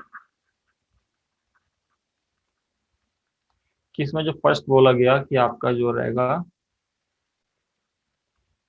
जो तो था इसमें जो टैक्स रेट है कौन कौन से रहेंगे। देखो, एक तो एग्जम्प्टेड बोल दो 0 को, या फिर नील बोल दो, फिर यहाँ पे 18 3%। सर, 5, 18, 5, 8, 9, 12 12, 18, 9 नहीं रहता, 12 रहता है, और 18 रहता है, फिर 12, 18 28, 28, और 28। इसमें रहता है खाली 1 और 5, 6, 5, 5 और 6। 6, एक रहता है आपका ट्रेडिंग मैन्युफैक्चरिंग, 5 रहता है जो आपकी रेस्टोरेंट की सर्विस थी, रेस्टोरेंट सर्विसेज, और ये आपकी अदर सर्विस। Other service. ठीक है, सर बैकग्राउंड वॉइस बहुत डिस्टर्ब कर रहा है सर। एक बार भाई पुरुषोत्तम आप कहीं और बैठो, या वरना उस बच्चे को हटा दो। ठीक है, यहाँ तक देखो ये रेट थे। अब इसमें बात आ जाती है इनवॉइस कौन से रेज होंगे और क्या चीज है। तो इसका जो आपका था अगला, मैं इसका ना पूरी एक प्रॉपर शीट बना के दे दूंगा आपको। अभी जैसे मैं आपको बता रहा हूँ, आगे जाके जैसे ये पीपीटी मतलब पूरी बना रखी ना वर्ड फाइल पे, वैसे ही बना के दे दूंगा आपको। Yes sir. इसका फिर जो अगला है, जैसे तीसरा बोल दो, इसको दूसरा कर दो, ये आपका रहेगा। इस पे क्या रहता है जी आपका, ये बनाता है टैक्स इनवॉइस, फिर आपका बिल ऑफ सप्लाई। ठीक है, या बिल ऑफ एंट्री, या फिर बोल दो एक्सपोर्ट इनवॉइस। ये हर टाइप के इनवॉइस आपके रेज कर सकता है, बट इसमें क्या रहेगा आपका, ये खाली बनाता है बिल ऑफ सप्लाई। अभी बिल ऑफ सप्लाई क्यों बनाता है, क्योंकि ये है जो आपका फोर्थ लिख लो, ये अपने इनवॉइस में टैक्स आपका चार्ज करता है अपने कस्टमर से, और जो ये है आपके नॉट चार्ज। क्योंकि कंपोजिशन में बोला आप छोटे डीलर हो, इनको बोला गया और ये अपने इनवॉइस में कभी टैक्स चार्ज नहीं करते, इसलिए क्या बनाते हैं बिल ऑफ सप्लाई। ये क्या है, अब मान लो अगर टैक्सेबल गुड्स है तो टैक्स चार्ज करेंगे ये भी, अगर मान लो कोई नील रेटेड है तो ये भी बिल ऑफ सप्लाई बना देंगे। अब बिल ऑफ एंट्री कब बनता है आपका, बिल ऑफ एंट्री बनता है जैसे मान लो आपका जैसे मान लो एक्सपोर्ट के थ्रू माल आ एक्सपोर्ट रहा के है, तो टाइम आपका क्या है, जैसे बंदरगाह इन सबसे आप क्या करते हो, वहां से माल अपने गोडाउन में भरवा रहे हो, तो बिल ऑफ एंट्री, क्योंकि बिल तो रेज कर नहीं सकते है ना। या मान लो आपकी बड़ी सी कंपनी है, आपका स्टील का काम है, आप क्या करते हो, सबसे पहले वेट तुलवाने के लिए आप क्या वहाँ पे एक धर्म कांटे होते हैं जहाँ पे आपका वेट इनका नापा जाता है, तो वहां पे आप पहले नपवाते हो, उसके बाद फिर गाड़ी लोडिंग करवाते हो, तो उस समय आपका बिल ऑफ एंट्री से होता है। ठीक है, आपका एक्सपोर्ट आपको पता ही है कि आउट ऑफ इंडिया आप भेजोगे तो आपका ये एक्सपोर्ट है। ठीक है, यहाँ तक सर क्लियर, ये कोई डाउट। नो सर, रेस्टोरेंट वाले रेगुलर ले सकते हैं कि वो कॉम्पोजिट ही लेते हैं? क्या चीज क्या चीज। रेस्टोरेंट सर्विस वाले, रेस्टोरेंट वाले जो होते रेस्टोरेंट हैं। वाले देखो, वैसे तो बोला जाता है आपको कंपोजिशन लो, अगर जैसे विद इन स्टेट ही है और कहीं कुछ और नहीं करना, फिर क्या है आपका, ज्यादातर रेस्टोरेंट वालों की ब्रांचेज होती है। तो अब जब ब्रांचेज आ गई, क्योंकि मैंने क्या कहा था, ये वाला ऑप्शन मैंने आपको दिखाया था, याद हो। छोटा बिजनेस। ये वाला, इसमें देखो क्या लिखा हुआ है। कहाँ ये पर्सन, ये रहा, person making a sale on behalf of someone else whether as a agent agent और ऑफ। प्रिंसिपल। तो उसके इसमें क्या होगा, ब्रांचेज है तो क्या है, अब ब्रांचेज वो खुद तो नहीं खोल सकता, वहाँ क्या करता, किसी को डीलरशिप देता अपनी, है ना। ये अच्छा अच्छा सर। तो उसके इसमें क्या होता है कि आपको किस में लेना रजिस्ट्रेशन, रेगुलर में। तो कंपोजिशन में तो आप जा ही नहीं सकते, इसलिए उनके रेगुलर में रजिस्ट्रेशन होता है। ठीक है, ठीक है सर। हाँ जी। फिर इसमें बात आ जाती है कि आपकी ये क्या है, जो आपकी ट्रांजैक्शन है, ये आपकी इंटर और इंट्रा सेल हो चाहे परचेज हो, तो ये बहुत कर सकते हैं जी। बट इनमें क्या रहता है कंपोजिशन वालों में, जो इनकी परचेज है ये इंटर और इंट्रा कर सकते हैं, बट ये सेल कहाँ करेंगे, इंटर इंट्रा ओनली। तो आपको पता चल गया क्या, अगर आपका जैसा मैं अमेजोन में जाके सेल कर रहा था तो मेरी डील कौन सी होती, सर क्या? जब मैंने क्या कहा था मैं एक ई कॉमर्स ऑपरेटर बनना चाहता हूँ, जैसे अमेजोन पे जाके अपनी सेल करना चाहता हूँ अपने प्रोडक्ट, रेगुलर तो मेरी होती डील सर। क्या होती, इंटर इंटर दोनों होती, यस दोनों सर। हाँ है ना। तो मेरे को अब पता चल गया रेगुलर लेना है ना। Yes sir. फिर यस आपका सर। क्या है, अगर मेरी डील नहीं होती तो आप बोल सकते थे, बट इससे देखो पता चल रहा ना, तीन ही चीजें आपकी जो आपको क्लासिफाइड कराती हैं इन चीजों में, कि nature of goods, nature of transaction, nature of business. Sir एक जगह मुझे कंफ्यूजन हो रही है। बताओ। सर जैसे आपने नॉर्मल कैटेगरी की स्टेट्स में बताया था वो टर्नओवर की लिमिट 40 लाख और 20 लाख, हम्म और सर इसमें जो है वो 1.5 करोड़ एंड अबव, सर ये थोड़ा सा मुझे कंफ्यूजन हो रही ये है। वो चीज है, देखो वो चीज थी आपकी रजिस्ट्रेशन की, कि उसको जीएसटी में रजिस्ट्रेशन लेना जरूरी है। Okay sir. ठीक है। अब ये जो ठीक है। डेढ़ और ये वो रखा है ना, ये रखा गया टर्नओवर बेसिस पे। अगर आपको किसी के बिजनेस की टर्नओवर साफ साफ दिख रही है कि हाँ इसकी टर्नओवर इतनी जाएगी, तो आप उसको बिना किसी डिफरेंस के आप बोल सकते हो कि आप रेगुलर ले लो। ओके सर, ठीक है बट सर। आपको लग रहा है कि टर्नओवर पे भी अब मेरे को, अब जैसे मैंने बोला था मैं 10,000 लगाऊंगा, तो आपको ना पता चल रहा है मैं कंपोजिशन लूँ ना रेगुलर लूँ। हम्म, तो इस केस में हमें क्या देखना होता है, फिर इनके डिफरेंसेस देखने होते हैं, कि हम इन डिफरेंस के अकॉर्डिंग देखेंगे कि हाँ जी, कि अब आपको किसके अंदर आपका फॉल कर रहा है और किस में आपको रजिस्ट्रेशन लेना जरूरी है। क्योंकि क्या है, आगे जाके जब आप जीएसटी पढ़ रहे हो, अकाउंटिंग कर रहे हो, तो कल को मान लो आपका रिलेटिव कोई आपसे या ऐसे आइडिया मांग ले कि मेरे को किस में रजिस्ट्रेशन लेना है, तो आप बता पाओ कल को। ठीक है सर, ठीक है। ठीक है। यस। तो ये चीज होगी। अब इसमें आ जाता है एक आईटीसी का चक्कर। अब ये आईटीसी, इसमें तो होता है अवेलेबल, अलाउड होता है। ठीक है, और इसमें होता है जो आईटीसी नहीं होता नॉट सर। अवेलेबल। अब ऐसा क्यों, सर ये टैक्स चार्ज नहीं कर रहा, पहली बात। कॉम्पोजिशन में ना टैक्स लाइक टैक्स कलेक्ट ही नहीं करते, और तो आईटीसी प्राइस वो अब होता पहली डायरेक्टली चीज क्या है, है। अब देखो जो हमने पढ़ा था यहाँ पे, आप देखोगे कि इसके अंदर क्या था, जो यहाँ टैक्स रेट थे, इसके अंदर कितने थे, 1, 5 और 6। गवर्नमेंट ने क्या बोला कि भाई हम आपसे 156% टैक्स ले रहे हैं। क्यों? क्योंकि आप एक छोटे डीलर हो, विद इन स्टेट काम कर रहे हो, इसलिए हम आपके क्या कर रहे हैं, सेल पे, ये आपके हमेशा सेल पे चार्ज होता है टैक्स रेट, तो उतना ले रही है। और आपको गवर्नमेंट इतने जो टैक्स कंप्लाइंसेस होता है उसमें भी आपको क्या कर रही है, गवर्नमेंट इतनी इन्वॉल्वमेंट नहीं कर रही है, क्योंकि इनके लिए बस सिंपल सी रिटर्न जाती है जीएसटीआर 4 आपका। ठीक है। हाँ जी। और सीएमपी एक 08 करके समथिंग फॉर्म होता है इसका, जिससे टैक्स पेमेंट होती है। और इसके अंदर क्या होता है, इसके अंदर आपको बहुत सारी चीजें दे दी। इसके अंदर क्या दे दी, इतने सारे टैक्स रेट है, प्लस ये हर महीने रिटर्न फाइल करेंगे या हर महीने टैक्स जमा कराएंगे, तो इनको हर टैक्स कंप्लाइंसेस दे रखे हैं। तो गवर्नमेंट ने क्या बोला कि इसलिए आपके लिए जो ये थर्ड है, यहाँ आईटीसी अवेलेबल है और यहाँ का आईटीसी नॉट अवेलेबल। ठीक है, क्लियर ये पॉइंट। Yes sir.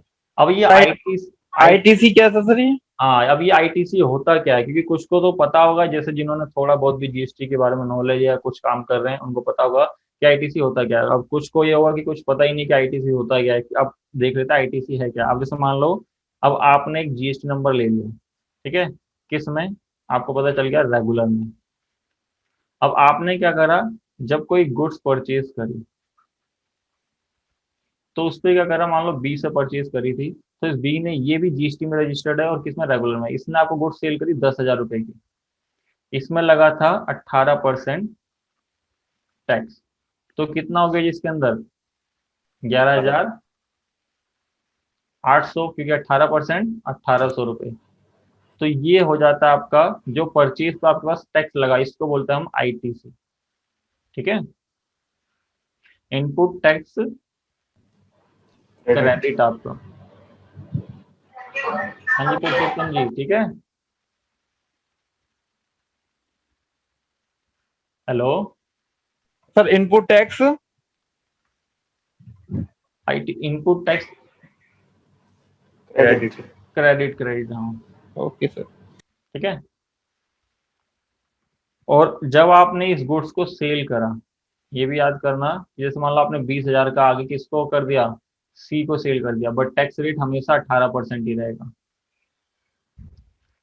तो इस पे लग गया कितना टैक्स आपका, 3600। ठीक है, अब ये आईटीसी आपका, ये आईटीसी अवेलेबल है, तो ये इसमें से 1800 लेस हो जाएगा, आपकी लाइबिलिटी कितनी बची, 18। हाँ, तो इसको बोला जाता है लाइबिलिटी, या सेल वाले टैक्स को बोला जाता है आउटपुट या लाइबिलिटी, और इसको बोला जाता है इनपुट, इसलिए या आईटीसी या इनपुट, और इसको आउटपुट या लाइबिलिटी। ठीक है, अभी अभी बहुत करेंगे जीएसटी में भी, आगे इतने क्वेश्चंस करेंगे कि उसके अकॉर्डिंग आपको पता चल जाएगा, बस अभी सिंपल आपको देखना है जी। ठीक है, यहाँ तक clear? Yes sir. Yes sir. Yes sir. अब इसमें देखो अगला पेज आता है जी रिटर्न्स का। रिटर्न्स का मैं अभी थोड़ा सा ही आपको बता रहा हूँ क्योंकि कुछ चेंजेस हुए हैं, तो वो चेंजेस मैं देख के फिर उसके बाद आपको बता दूंगा कि इसके अंदर क्या होता था कि जो रेगुलर वाले हैं, इसके अंदर एक तो क्या है, आप रेगुलर रिटर्न भरोगे और एक क्वार्टरली। इसको क्या बोला है जी आपका, जो आपके कंपोजिशन वाले हैं, इनको बोला गया जी आप क्या करोगे, इनकी बस एक जीएसटीआर 4 जाती है एनुअल, और फिर ये अपना टैक्स जमा कराते हैं सीएमपी 08 से। ये 2 रिटर्न जाती है, ये जाती है आपकी जो मंथली बेसिस पे, और ये एक रिटर्न, सॉरी ये मंथली भी नहीं, क्वार्टरली पूरा। ठीक है, मतलब इसकी ये 4 रिटर्न और ये एक 5, मतलब ये 5 रिटर्न जाती है इसमें। देखो अब रेगुलर में क्या होता है कि एक तो जीएसटीआर 1 भरो, फिर जीएसटीआर जीबी 3B।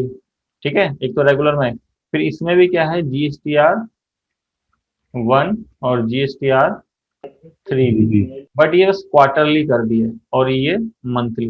अब मंथली बेसिस पे देखोगे कि 2 रिटर्न है हर महीने की, तो 12 महीने में कितनी हो गई, 24। 24, और प्लस एक एनुअल की रिटर्न थी पहले, जो कि अब आगे जाके भी खत्म कर दिए। तो इसमें क्या हुआ, क्वार्टरली में कितने क्वार्टर होते हैं आपके, 4। 4, और 4 में 2 रिटर्न है। सर आठ क्वार्टर में तो किसी एक को ही क्वार्टरली भरते हैं और एक को मंथली भरते हैं। नहीं, अब क्वार्टरली और एमसी आ रही है। समझाऊंगा मैं आपको, इसलिए मैं अभी पूरा नहीं समझा रहा ये, क्योंकि इसमें एक टर्नओवर के बेसिस पे और कुछ आईएफएफ के बेसिस पे क्या कर रखा है इसको अलग अलग। वो 5 करोड़ वाला कर रखा है सर। हाँ, ठीक है, तो सबसे पहले बस आप इतना समझो कि सबसे पहले जो आपकी रिटर्न से इस व्यू में जाती है। यहाँ तक क्लियर सबको? Yes sir. मतलब क्योंकि इतना आपको थ्योरी इसलिए पढ़ा रहा हूँ क्योंकि इतना आपको प्रैक्टिकल करने के लिए रिक्वायरमेंट है जी, बहुत जरूरी। क्योंकि अगर इतना नहीं पता होगा तो आप जब बिल चढ़ाओगे, इनवॉइस बनाओगे, तो क्या गलती हो रही है या कोई रिपोर्ट्स में रिफ्लेक्ट नहीं कर रहा, वो सारी चीज आपको समझ में नहीं आएगी। या कौन सी ट्रांजेक्शन में मैं सीजीएसटी लगाऊं, कौन सी ट्रांजेक्शन में आईजीएसटी लगाऊं, वो चीज पता नहीं चलेगी। या मान लो कल को मैं आगे जब टैली पे रिपोर्ट दिखाऊंगा तो आप बोलोगे जीएसटीआर 1 क्या है, किसके लिए होती है, तो आप हमें पता है कि रेगुलर कंपोजिशन में डिफरेंसेस क्या है, और उसके अकॉर्डिंग हमें कैसे उसको रजिस्ट्रेशन बताना है, और कैसे कैसे जीएसटी के अंदर जो भी सीजीएसटी एजीएसटी कब कब चार्ज होंगे, रजिस्ट्रेशन लिमिट क्या है। अगर कोई रजिस्ट्रेशन लिमिट के अकॉर्डिंग आपको पता नहीं चलता तो हमें क्या देखने थे, ये 12 कंडीशन, अगर ये 12 कंडीशन नहीं है तो उसके बाद ये सारे डिफरेंसेस आपके जो मैंने पढ़ाए। ठीक है, ठीक है सर। तो यहाँ तक कंप्लीट। अब चलते हैं, अब देखो टैली के ऊपर कि टैली के ऊपर कैसा हम जीएसटी का सेटअप अनेबल करेंगे, अनेबल करने के बाद उसकी रिपोर्टिंग क्या व्यू करती है हमें, और प्लस आज हम सीखेंगे टैली के अंदर जो हमारे लेजर्स है, जो हमारे लेजर्स है किस किस के, मैं आपको दिखा देता हूँ क्योंकि ये भी लिख लो तो ज्यादा बेटर रहेगा। लेजर्स आपके सबसे पहले तो आपका पार्टी का लेजर। ठीक है, पार्टी लेजर में देखो क्या चेंजेस आएगा, अब आ जाएगी इसकी जीएसटी की इंफॉर्मेशन। अभी तक आप लेजर बना रहे थे तो क्या क्या ध्यान देते थे पार्टी का, जल्दी से बताओ। नाम और एड्रेस। नाम और एड्रेस, है ना, या मान लो कभी जैसे मान लो उसका और ग्रुप सबसे मेन। अब क्या देना आपको, नाम, एड्रेस, और ग्रुप तो हम ध्यान देते ही थे। अब आपका आ जाओ स्टेट, क्योंकि स्टेट वाइज ही टैक्स लगता है आपका, और जीएसटी की डिटेल। जीएसटी की डिटेल मीन्स क्या, उसका जीएसटी नंबर और जीएसटी रजिस्ट्रेशन। ठीक है, ये पॉइंट पैन कार्ड भी डलता था ना ईआरपी में तो। हाँ, पैन कार्ड भी डलेगा आपका, यहाँ पे पैन भी लिख लो, जो आपका पैन कार्ड है। जल्दी से इसको नोटबुक में लिख लो कि जो लेजर में चेंजेस आने वाले हैं किसमें है। सबसे पहले लिखो पार्टी लेजर में, एक तो क्या आपका जीएसटी इन्फॉर्मेशन, जैसे सबसे पहले लिखो नेम एड्रेस ग्रुप, फिर जीएसटी इन्फॉर्मेशन में लिखो उसका एक तो स्टेट, जीएसटी डिटेल में लिखो उसका जीएसटी नंबर और जीएसटी रजिस्ट्रेशन और उसका पैन। ये सारी इन्फॉर्मेशन अब हमें हमेशा देखते हुए चलनी है। यहाँ तक क्लियर? Yes sir. इसको लिखना है, लिख लो जल्दी से। कोई लिख रहा है इसे या फिर अगला बताऊं? लिख रहे हैं सर। बताओ जी। बताया अगला? हाँ जी सर बता दो अगला। अब अगला आ जाता है, देखो आपका जो हम बनाते थे परचेज या सेल, इन दोनों को अब क्या करना है। अगर आपका विद इन स्टेट है तो मैं बनाऊंगा इंट्रा परचेज, अगर आपका अदर स्टेट है तो इंटर परचेज, अगर मेरा यहाँ पे विद इन स्टेट सेल है तो इंट्रा सेल, अगर अदर स्टेट है तो इंटर सेल। अभी एक्सपोर्ट इंपोर्ट पे भी आएंगे बाद में। अब इसमें एक चीज क्या आएगी, जब ये हम लेदर बनाते थे तो क्या चीज ध्यान देते थे आप लोग?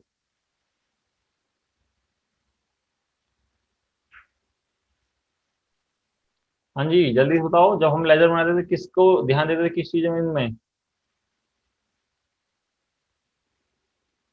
क्या सर?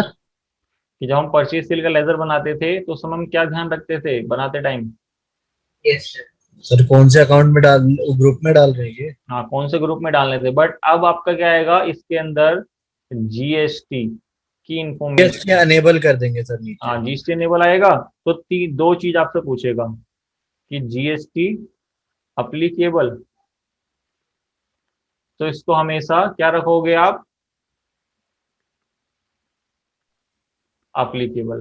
फिर आपसे पूछेगा set and alter GST details, तो इसको हमेशा क्या रखोगे, नो। फिर पूछेगा आपसे टाइप ऑफ सप्लाई, इसको क्या रखोगे हमेशा अभी, गुड्स। ये तीन चीज पूछेगा जीएसटी डिटेल में आपसे, इसको लिख लो क्योंकि बच्चे आगे जाके बहुत गलती करते हैं। क्योंकि आपका जो टैक्स है किस पे लगता है, आपकी परचेज पे लगता है या आपकी गुड्स पे लगता है, ये बताओ। गुड्स पे सर। गुड्स पे लगता है ना, तो बच्चे पता है क्या करते हैं, ये चीज हमारे परचेज के लेजर में ही पूछेगा तो बच्चे क्या करते हैं, इसको यस करके वहां बता देता है 18%, तो ये गलत हो जाएगा। क्योंकि मान लो अब इनवॉइस में कोई गुड्स 18 वाली है, कोई 28 वाली है, कोई 5 वाली है, कोई 12 वाली है, मतलब मल्टी रेट आ रहे हैं स्टॉक के अंदर, बट आपने परचेज में क्या बता दिया, 18%, तो पता है क्या होगा, सारी गुड्स पे क्या चार्ज हो जाएगा, 18%। तो ये बच्चे करते हैं सबसे ज्यादा गलती, और ये ज्यादातर एज ए मतलब मेरे फ्रेंड सर्कल में भी बहुत से लोगों ने कर रखा है जो एज अकाउंट की जॉब कर रहे हैं, वो फिर मेरे पास क्वेरी डालते हैं कि इसमें टैक्स रेट गलत आ रहा है। उनको भी फिर मैंने यही चीज बताई है, मैं आपको भी बताऊंगा कि इस चीज को लिख लो, या मतलब इसको मतलब लिख लो, और जैसे जैसे आप क्वेश्चन करोगे तो आपको याद होती रहेगी। मैं ये नहीं कहूँगा रट्टा लगाना, रट्टा कभी भी नहीं लगाना आपको। हाँ सर, सेकंड वाला क्या कौन सी डिटेल है जी? ये आपकी ना, जब हम परचेज और सेल का लेजर बनाएंगे तो आपसे एक जीएसटी की इन्फॉर्मेशन पूछेगा उनके लेजर में, तो उनके लेजर में हमेशा क्या करनी है, तीन चीज आपसे पूछेगा, तो इन तीन चीजों का करना है, जीएसटी हमेशा applicable, set and alter GST detail को हमेशा नो, और टाइप ऑफ सप्लाई को गुड्स। क्यों? फिर क्या है जी, आपका set and alter GST detail हमेशा टैक्स रेट आपके स्टॉक के ऊपर लगता है, ना कि परचेज सेल पे। ओके सर, ठीक है, ठीक है सर। फिर आपका अगला आ जाता है कि पार्टी हो गया, लेजर हो गया, फिर स्टॉक आइटम। स्टॉक आइटम अभी तक हम बनाते थे, उसमें क्या करते थे स्टॉक आइटम में कि उसका नेम जो हमने बताया उसके अकॉर्डिंग अगर उसका ग्रुप है तो ग्रुप बताया, वरना उसको प्राइमरी छोड़ दिया। फिर हमने उसको यूनिट बताते थे, जो भी पीसेस या नंबर्स या मान लो केजी, इन सब में होती थी। फिर आपने कहा और कोई कैटेगरी सब होती थी, बताया हमने, वरना फिर आपके पास इसमें भी आएगा वो आपका जीएसटी इंफॉर्मेशन। अब जीएसटी इंफॉर्मेशन में क्या रहेगा आपका, सबसे पहला वही जीएसटी अप्लीकेबल, तो इसको हमेशा अप्लीकेबल करना है। फिर आपसे पूछेगा यहाँ पे सेट ऑल्टर जीएसटी डिटेल, तो इसको हमेशा यस करोगे। ये ऑटोमेटिक नो हो जाता है, आप मत सोचना कि इसको यस करो नो हो गया, क्योंकि यस करोगे उसके बाद इसमें हम एचएसएन, इसका सैक कोड होगा तो सैक कोड, फिर उसके बाद टैक्स रेट हम बताएंगे। ये सारी चीज आपकी कहाँ डिफाइन होती है, स्टॉक आइटम में। अब एचएसएन क्या होता है, एचएसएन होता है गुड्स के लिए एक हार्मोनाइज सिस्टमेटिक नोमेनक्लेचर करके इसकी डेफिनी मतलब पूरी फुल फॉर्म होती है। सेक कोड होता है सर्विस के लिए, जैसे मान लो सर्विस का काम है तो सर्विस अकाउंटिंग कोड होते हैं, जो उनके लिए एक यूनिक कोड होते हैं। क्योंकि क्या होता है, अब आपका बिजनेस वर्ल्ड वाइड है, तो उस केस में क्या होगा, जो चीज इंडिया में जिस नाम से बोली जाती है अदर कंट्री में उस चीज से नहीं बोला जाता, तो उसको हमें प्रोडक्ट को अगर सेल परचेज करनी है तो एक उसका यूनिक कोड बना दिया है कि हम उस कोड से उसको सेल एंड परचेज कर सकते हैं। और टैक्स रेट आपको पता ही है, जो भी टैक्स उस गुड्स पर लगेगा, ठीक है। और फिर एक लास्ट इसमें आता है आपका type of supply. Type of supply हमेशा गुड्स रहेगी। क्लियर यहाँ तक कि आपका स्टॉक आइटम अब ये सारी चीजें आएगी। अब ये चीजें कैसे फिल करनी है वो भी बताऊंगा, अभी बस खाली मैं इसलिए लिखवा रहा हूँ कि कल को आप इसको पढ़ो तो याद रहे आपको। तो यहाँ तक कंप्लीट। अब चलिए टैली पे। Yes sir. ठीक है, तो अब आ जाते हैं, देखो इसको हटा के, क्योंकि जितना हमें थ्योरी का पार्ट पढ़ना था हमने पढ़ लिया। अब इसको करता हूँ मिनिमाइज और इस क्वेश्चन को लेते हैं। इस क्वेश्चन के अकॉर्डिंग ये सबसे पहले ऐसी असाइनमेंट है अभी, जो सबसे पहले आपको जीएसटी की डिटेल आपको भरना सिखाएगा, तो उसके बाद मैं आपको कंपनीज के बिल प्रोवाइड करूंगा और उनके अकॉर्डिंग आप अकाउंटिंग करोगे। ठीक है, ये सब मान लो ये इंडिया इलेक्ट्रॉनिक है, इसका जीएसटी नंबर ये है, ठीक है। फाइनेंशियली ये सारी चीज डिटेल आपको दिखा रहा है, तो क्या करना है आपको कि मैंने कहा टैली प्राइम पे मैं गया, सबसे फर्स्ट जल्दी से कंपनी क्रिएट करी मैंने, इंडिया इलेक्ट्रॉनिक। यहाँ पे मैंने एड्रेस लिया, यहाँ से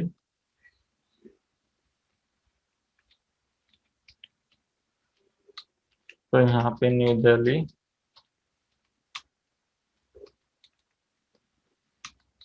ठीक है, यहाँ पे दिल्ली, और यहाँ पे आपका पिन कोड, ये सब आप डाल देना। मैं भी इंटेंट करके जल्दी सेव कर रहा हूँ कि आपको मैं बता सकूँ, क्लास ज़्यादा लंबी ना हो, ठीक है।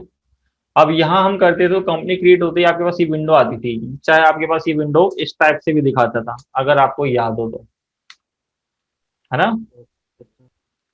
तो अगर आपको ये फंक्शन सारे यस चाहिए तो आप इसको यस करो, सबको यस कर दोगे। बट ये आता था जीएसटी बाय डिफॉल्ट अनेबल होता था आपके पास पहले से, कि आपके पास पहले से जीएसटी अनेबल होता था, हम पहले इसको नो लेके चलते थे। बट आज हम इसको क्या करेंगे, यस लेके चलेंगे। और यस लेने के बाद आपसे देखो ये पूछेगा आपसे कि जीएसटी रजिस्ट्रेशन डिटेल, फिर एडिशनल फीचर्स आपके, और इनवॉइस जो आपका ई इनवॉइसिंग का कॉन्सेप्ट होता है उससे रिलेटेड, ई बिल से रिलेटेड, तो 3 पार्ट में दे रखा है। तो हमें सबसे पहले देखो, हमने जब कंपनी बनाई थी उसमें स्टेट जरूर बताना है, कि आप कहीं सोचो वहाँ स्टेट नहीं बताओगे तो ये गड़बड़ हो जाएगी। तो हमेशा यहाँ पे स्टेट, फिर ये पूछेगा आपसे रेगुलर कंपोजिशन, तो हमें अभी हमेशा रेगुलर की अभी अकाउंटिंग करनी है। फिर पूछेगा असेसी ऑफ अदर टेरिटरी से बिलोंग करता, तो आपका असेसी अदर टेरिटरी से बिलोंग नहीं करता, तो आप इसको नो करोगे, अगर करता होगा तो उसको यस। असेसी मतलब फिर आपसे पूछेगा, हाँ जी, असेसी मतलब क्या होता असेसी आपका ऑनर जी, जो कि आपकी कंपनी का ऑनर या आपकी कंपनी का नेम जहाँ पे रजिस्टर्ड होगी, तो वो चीज आपकी बिलोंग करती है। अगर अदर जो आपकी क्या कहते हैं आपकी टेरिटरी से, जैसे अदर स्टेट, तो आपको यस कर देना है। हाँ जी, तो जीएसटी एप्लीकेबल कब हुआ था? Sir assessee of other territory से बताइए ना एक बार। अदर टेरिटरी जैसे मान लो ना कि आपकी कंपनी है ये दिल्ली में भी, यूपी में भी है, तो इस टाइप से आपको यस कर देना। जैसे आपने देखा होगा जीएसटी की साइट पर अगर बिजनेस ऑफ वर्टिकल करके दिखाते हैं, ठीक है। मतलब कहना चाह रहा है इंटरस्टेट ब्रांचेस है तभी होगा। क्या चीज या जैसे एसएससी ऑफ अदर टेरिटरी लिखा है, ठीक है, तो आप बताना चाह रहे हैं अदर टेरिटरी कहने मतलब अदर स्टेट में। हाँ, अदर स्टेट में, अदर स्टेट में अगर मेरा बिजनेस है तो उस सेंस में उस केस में आप यस कर दोगे, वरना नो रहने दो। अच्छा। फिर जीएसटी एप्लीकेबल फ्रॉम, अब जीएसटी एप्लीकेबल कहाँ से हुआ था, कब हुआ था? 17 को। बट आप ये डेट देख रहे हो क्या दिखा रहा है, 1 अप्रैल 2021।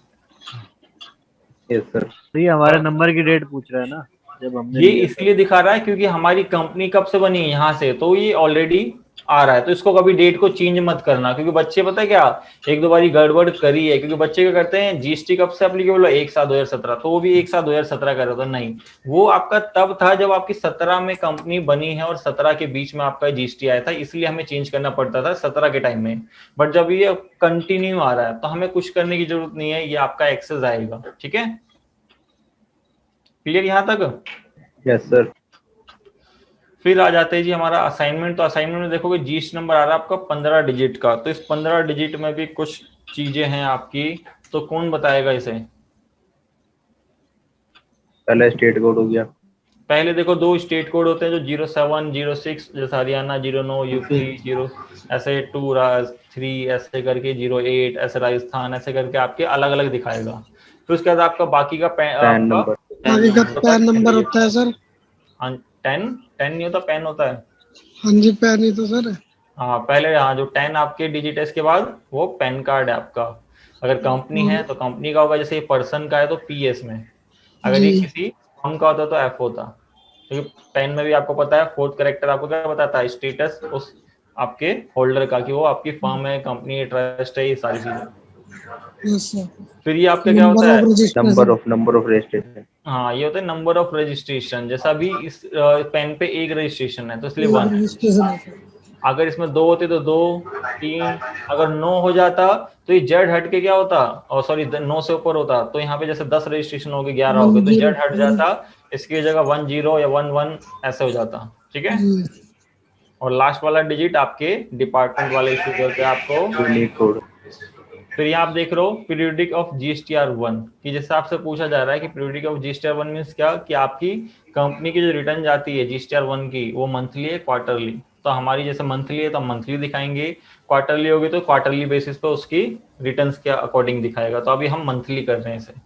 ठीक है, फिर आपका जाता है एडिशनल फीचर ऑफ जीएसटी। अब जैसे सेट ऑन जीएसटी रेट, आपको रेट यहाँ पे अनेबल नहीं करने हैं। जैसे आप यहाँ पे रेट अनेबल करोगे तो यहाँ से इस टाइप से पूछ लेगा। ये उस केस के लिए कि आपके बिजनेस में एक सिंगल रेट चल रहा है। ठीक है, कि आपके बिजनेस में एक सिंगल रेट चल रहा है, तब के लिए हमारे लिए बेनिफिट है, वरना इसको हमेशा हम नो ही रखेंगे, क्योंकि मल्टी रेट हमेशा आपके स्टॉक में डालेगा।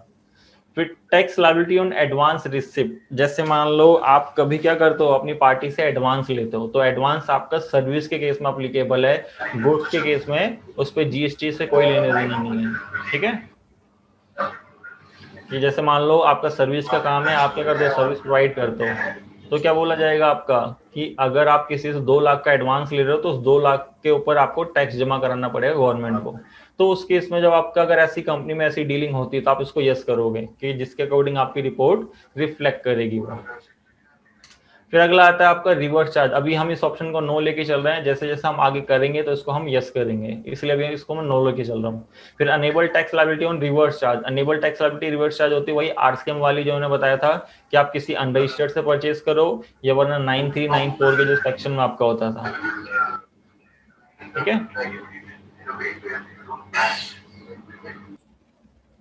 फिर आपका आ जाता है अगला कि इसमें अनेबल जीएसटी क्लासिफिकेशन। जैसे क्लासिफिकेशन कुछ स्पेसिफाइड करनी है तो आप इसको यस करोगे, वरना इसकी कोई जरूरत नहीं होती है। तो इससे क्या होगा, जब आप गुड्स में डालोगे तो वहाँ क्लासिफिकेशन आएगी कि ये गुड्स फॉर दिस चीज के लिए, तो बट हमें इसको भी नो लेके चलना भी। फिर ये होता है एलयूटी। एलयूटी होता है आपका एक्सपोर्ट के लिए। जैसे मान लो आप एक्सपोर्ट कर रहे हो इंडिया से बाहर, तो आपके 2 केस चलते हैं, with LUT, without LUT. LUT होता है लेटर ऑफ अंडरटेकिंग, कि कहने का मीन्स क्या कि अगर आप कहीं एक्सपोर्ट कर रहे हो तो आपकी गवर्नमेंट क्या बोलती है, आपको हम उन कंप्लाइंसेस से आपको नहीं डालेंगे जो टैक्सेशन की होती है। आप अगर LUT साइन मतलब बनवा लोगे अपने GST नंबर से तो आपको कंप्लाइंसेस नहीं करनी पड़ेगी और आप आगे टैक्स लगा के नहीं भेजोगे, जो कि अभी आगे GST में आपको मैं दिखाऊंगा कि हमें किस किस टाइप से LUT, या अगर हम विदाउट LUT करते हैं तो टैक्स की क्या क्या कंप्लाइंसेस आती है और उसके अकॉर्डिंग हमें इनवॉइस पे टैक्स चार्ज करना है या नहीं करना है। वो दो सिचुएशन आती है जो कि अभी हम एक्सपोर्ट के टाइम में देखेंगे। फिर आपका आ जाता है ई वे बिल। ई वे बिल आपको पता है ई वे बिल क्यों बनाते हैं हम? ट्रांसपोर्ट के लिए। ट्रांसपोर्ट के लिए। ट्रांसपोर्ट उसकी मूवमेंट के किसका होता है? गुड्स का सर। हाँ, क्योंकि क्या है, हमेशा याद रखना गुड्स के केस में ई वे बिल बनेगा, सर्विस के केस में कभी ई वे बिल नहीं बनता, और वो भी गुड्स जब आपकी मूवमेंट करती है विद इन स्टेट या अदर स्टेट। तो इसमें देखो दो लिमिट है, और अप्लीकेबल ये भी अप्रैल से आएगा, इसको भी कुछ चेंज नहीं करना आपको। यहाँ आना है, यहाँ थ्रेशोल्ड लिमिट हमेशा इनवॉइस वैल्यू पे बनता है आपका ई वे बिल। पहले क्या होता था, टैक्सेबल गुड्स पे बनता था या एग्जेम्प्टेड पे, तो ऐसे करके अलग अलग कैटेगरी थी, बट इसको अब इनवॉइस वैल्यू कर दिया है। थ्रेशोल्ड लिमिट इसमें देखो दो दिखा रहा है आपको, एक तो दिखा रहा है विद इन स्टेट, एक दिखा रहा है अदर स्टेट। पहली वाली है अदर स्टेट की, दूसरी वाली है विद इन स्टेट, तो दोनों में देखो 50-50 हजार है। विद इन वाली 1 लाख हो जाएगी। हाँ, विद इन वाली 1 लाख हो जाएगी, ऐसा क्यों सिद्धांत जी बताइए? सर दिल्ली में ई वे बिल 1 लाख की लिमिट है ना, 1 लाख का सामान लिख लो इसे, दिल्ली, वेस्ट बंगाल और बिहार, इन सब में लिमिट अगर आपकी कंपनी इन 3 स्टेट की है तो आपकी विद इन स्टेट के लिए कितनी लिमिट हो जाएगी? 1 लाख। ठीक है, और बाकी आपकी अदर स्टेट के लिए, सॉरी ये आपकी अदर स्टेट की थी, ये है विद इन स्टेट। ठीक है, इंट्रा, तो आप इसको 1 कर दोगे जी। यहां तक क्लियर सबको? Yes sir. अब देखो यहाँ पूछेगा आपसे ई इनवॉइसिंग अप्लीकेबल, तो ई इनवॉइसिंग आपका होता है आयरन, तो अभी इसको हम नो रख रहे हैं। ये इनवॉइसिंग अभी आगे मैं आपको दिखाऊंगा कि इसके सेटअप में क्या होगा, क्योंकि आज ही ये सारे सेटअप देख लोगे तो कंफ्यूजिंग सा हो जाओगे, तो इसलिए अभी इसको नो रख रहे हैं। ठीक है, और इसको हम सेव कर दे रहे हैं। सेव करने के बाद आपको पूरा एंटर करके पूरा एंड तक सेव करना है, तब आपका ये अनेबल होगा। अनेबल होने के बाद अब आपको कैसे पता चलेगा GST अनेबल हो गया या नहीं? तो आपको क्या करना है, डिस्प्ले में आना है और आपको एक नई चीज दिखेगी। अभी तक आपने ये रिपोर्ट नहीं देखी होगी जितनी हमने लास्ट क्लासेस पढ़ी है, GST रिपोर्ट सर। ये हाँ जी, तो आप देख रहे हो आपके सामने क्या आ रहा है, GST रिपोर्ट्स आपको शो कर रहा है। जैसे आप इस पे इंटर करोगे तो देख रहे हो GSTR 1, 2, 3B, ई वे बिल, चालान रिकंसिलिएशन, एनुअल आपकी कंप्यूटेशन, इस टाइप से आपको सारी चीज आपको शो कर रहा है। ठीक है, तो ये चीज अभी हम आगे भी देखेंगे, बट उससे पहले हम बात कर लेते हैं आपके लेजर्स की। अब मैं लेजर्स बनाने जा रहा हूँ, मैं लेजर्स पे गया, मैंने ये बनाया एक राम, एक पार्टी है, और मैं इंटर करा, इसको रखा मैंने सन्डी डेटर्स में, फिर मैंने कहा बिल वाइज मेंटेन। अब मैंने को क्या क्या देखना है इसके अंदर, देखो एक नई चीज दिखी है आपको? Yes sir. ठीक है, क्योंकि क्या है आपका यहाँ आप देखोगे यहाँ एड्रेस आ गया। एड्रेस तो चलो अभी जैसा हम एज्यूम करके डाल दे रहे हैं,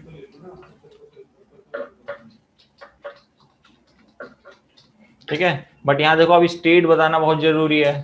प्लस यहाँ पे आपका स्टेट बताने के बाद इसका पैन कार्ड, GST नंबर, ये सारी चीजें। तो इसको क्या देखेंगे हम अगली क्लासेस में, क्योंकि जितना आज हमने पढ़ा है उसको आप रिवाइज कर लेना, उसके अकॉर्डिंग टैली पे कंपनी क्रिएट करना, उसमें GST का सेटअप लगाना, और सेटअप लगाने के बाद ये सारी चीजें व्यू करना, और उसके बाद अगली क्लास में पूरा असाइनमेंट आपको मैं दिखाऊंगा कि कैसे कैसे क्रिएट करना है, क्या इनवॉइस नंबर होगा, ये सारी चीजें। ठीक है, यस सर। Okay sir. अभी जब आप GST कर रहे थे तब एक ई इनवॉइसिंग का वो था, वो नया वाला जो आ रहा है प्रोसीजर, वो हाँ वही इनवॉइसिंग आपका नया वाला, उसको अभी हम आगे देखेंगे, क्योंकि मान लो इतने सेटअप में आप इतने कंफ्यूज हो जाओगे, तो उस वाले सेटअप को अभी हम लास्ट में देखेंगे जब ई इनवॉइसिंग को डिटेल हम पढ़ेंगे। ठीक है सर। ठीक है, हाँ जी। सो मान लीजिए मेरा सारा transaction with in the state है, हम्म, ठीक है, मेरे ब्रांचेस जो भी है वो भी विद इन द स्टेट है, अलग अलग सिटी में, ठीक है। तो कोई भी इंटरस्टेट ट्रांजेक्शन अगर नहीं है तो उस केस में अदर टेरिटरी वाला एनेबल होगा या डिसेबल होगा? आपका मतलब दिल्ली, जैसे मान लो आपका दिल्ली का और दिल्ली में ये सारा है। हाँ, और मेरे जो ब्रांचेस भी है वो विद इन दिल्ली है। हाँ फिर नहीं, फिर नहीं वही किसी रखना है। आप स्टेट को ले लीजिए ना, जैसे जी? कोई भी स्टेट है, हम्म कोई भी स्टेट है, उसमें डिफरेंट सिटीज में मेरे ब्रांचेस है, हम्म ठीक है। तो मेरा इंटर ब्रांच ट्रांजैक्शन भी होता है, प्लस कस्टमर्स को भी हम खुद से सेल कर रहे हैं, तो इस केस में एनेबल होगा एसएससी देखो इन द अदर पहली चीज बताऊं कैटेगरी। मैं, इस फंक्शन का कुछ यूज ही नहीं है पहली चीज। अगर आप इसको यस भी करोगे ना, इसका कोई हाँ इफेक्ट नहीं है, बस ये फॉर्मेलिटी के लिए दे रखा है टैली वालों ने। इसमें कोई वैसा इंप्लीमेंट किया नहीं है कि जैसे आपका मान लो कोई ब्रांच है तो उसको ऐड कर सको, ये सारी चीज बस खाली ऑप्शन दे दिया है। इसका ऑप्शन का मेनली यूज नहीं है बिल्कुल। सर, एक्चुअली द प्रॉब्लम क्या आता है, जैसे आप बाकी जो चीज आप स्ट्रेट बता रहे हैं, जहाँ तक कि जर्नल एंट्री करना है, वो सब चीज ठीक है अपनी जगह, ठीक है। बट ये जो कॉन्फ़िगरेशन वाला बॉक्स आता है ना, इसका एक एक का यस नो कहीं ना कहीं अफेक्ट करता है, और तो वही पता नहीं चल पाता ना कौन चीज अफेक्ट करेगा नहीं करेगा। नहीं बता रहा अब मान हूँ, लीजिए किसी में यस या नो एनेबल कर दे। इन सब का इफेक्ट है, इसका कुछ नहीं है। हाँ नहीं, हम अदरवाइज भी बात करें, पूरा टैली एज अ होल का बात करें, जिसका भी हाँ मैं सारे कॉन्फ़िगरेशन आता है फंक्शन आपको बताते हुए चलूंगा किसका क्या यूज है। जब मैंने इसको जब बताया आपको, इसका कोई इतना मेनली यूज नहीं है, बस यस या नो करके छोड़ दो, कोई ऐसा इशू नहीं है। बाकी असर जो नहीं पड़ने फंक्शन वाला है, ना। जैसे जैसे हम यस करेंगे तो इसका इफेक्ट आपकी रिपोर्टिंग पे, आपके एडवांस के टाइम में, रिवर्स चार्ज में, एलयूटी में, जब एक्सपोर्ट करेंगे, सब में इनके फंक्शन के यूज है। तो इसको हम 1 बाय 1 करके यस करेंगे, ठीक है। ठीक है। इसको चाहे नो करो चाहे इसको यस करो, बाकी ये वाला ऑप्शन कोई बेनिफिट का नहीं है कि सेट ऑन जीएसटी रेट। ये आपको मैंने बता दिया है कि एक सिंगल रेट के लिए है, कि जब आपका बिजनेस एक सिंगल रेट पे चल रहा हो। बट हमारा सिंगल रेट पे नहीं है तो इसको हम हमेशा नो रखते हैं, ठीक है। बाकी दोनों ये तीनों ऑप्शन अभी हमें आगे बताऊंगा आपको कि कब कब हम इसको यस करेंगे और कब कब नो रखना है, ठीक है। और किसी का कोई डाउट? Yes sir. सर अगर जैसे मेरी आज फर्स्ट क्लास थी, तो सर टैली पे जैसे प्रैक्टिस वगैरह करनी हो या पोर्टल देखना हो तो मतलब कोई डाउनलोड वगैरह करना पड़ेगा या कैसे, मतलब? नहीं, जो आपका क्या है ना, आप वहां पे जाओगे online.iplab.in पे, हाँ जी। वहां पे आप जाओगे, वहां पे आपको सर ने एक्सेस दे दिया होगा, और जिससे कि आप सारी वीडियोस सब चीज देख लोगे वहीं पे। सर मैं सॉफ्टवेयर की बात कर रहा था, जैसे टैली का सॉफ्टवेयर, जैसे टैली का सॉफ्टवेयर देखो आप डाउनलोड भी कर सकते हो, या आपको वैसे होगा तो मैं आपको मेल, उसका लिंक मेल कर सकता हूँ, वरना आप क्या करोगे, क्रोम पे जाना, मैं बता देता हूँ आपको। यहाँ पे जाओगे, बस यहाँ पे टैली सॉल्यूशन लिखना, आप कोई भी स्पेस मत देना, बस टैली सॉल्यूशन लिखना, यहाँ पे आ जाएगी इसकी ऑफिशियल वेबसाइट। यहाँ पे आप जाना और देखो डाउनलोड का सेक्शन, यहाँ पे आप क्लिक करना और इसको डाउनलोड कर लेना। ठीक है सर। ठीक है, ठीक है सर। हाँ जी। तो आज की क्लास में इतना बहुत है, वरना कहीं आपसे ज्यादा हो जाए तो आगे दिक्कत हो। अगली क्लास में उस कॉन्सेप्ट को पूरा खत्म करके क्या रिपोर्ट दिखाएगा, क्या सारी चीज करेगा, उसके बाद फिर आपके कॉन्सेप्ट देखेंगे ट्रेडिंग के अकॉर्डिंग, सर्विस के अकॉर्डिंग, ये सारी चीजें, क्योंकि आप जीएसटी के साथ पूरे वैसे कॉन्सेप्ट बेस पे चलेंगे, ठीक है। Okay sir. तो जितना पुराना आपका ड्यू है उसको आप कंप्लीट कर लो। ठीक है सर।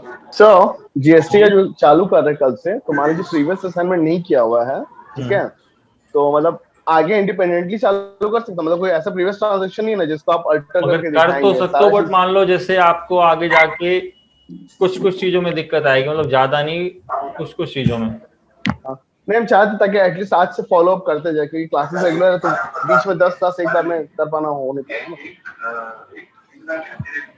हाँ, बस ये याद रखना कि आपको लेजर जो शॉर्टकट यूज करना होता है, बस उसमें थोड़ा सा दिक्कत आएगी, क्योंकि आपने पीछे का जितना प्रैक्टिस करोगे ना, उतना अच्छा तरीके से आप चला लोगे। हाँ सर, शॉर्टकट से तो आप शीट्स दे दिए ना, तो उसका एटलीस्ट रेफर कर सकते दे दिया है। अब जैसे मान लो पीछे जो असाइनमेंट मिले ना, उसके हम प्रैक्टिस करते टाइम जब उनको इन यूज में लाएंगे तो उस समय हमारा हाथ और अच्छे तरीके से चलेगा, ठीक है। बाकी आप टैली की क्लासेस कब कब होती हैं सर, कौन कौन से डेज में होती हैं? टैली की क्लासेस मंडे टू सैटरडे आपकी 2 to 4 होती है, मतलब 2 to 4 भी बहुत ज्यादा था, 2:30 तक मान लो। ओके सर, रेगुलर होती है मतलब संडे को छोड़ के? Monday to Saturday. Okay sir, ठीक है। Okay sir. तो आज की क्लास खत्म करते हैं, नेक्स्ट क्लास तक मिलते हैं। जब तक आपकी कंप्लीट और ये सारी चीजें इन्फॉर्मेशन कैसे कैसे फिल करनी है यहाँ तक आप लोग भी कर लेना, ठीक है। Okay sir. ठीक गुड है, आफ्टरनून सर। Good afternoon.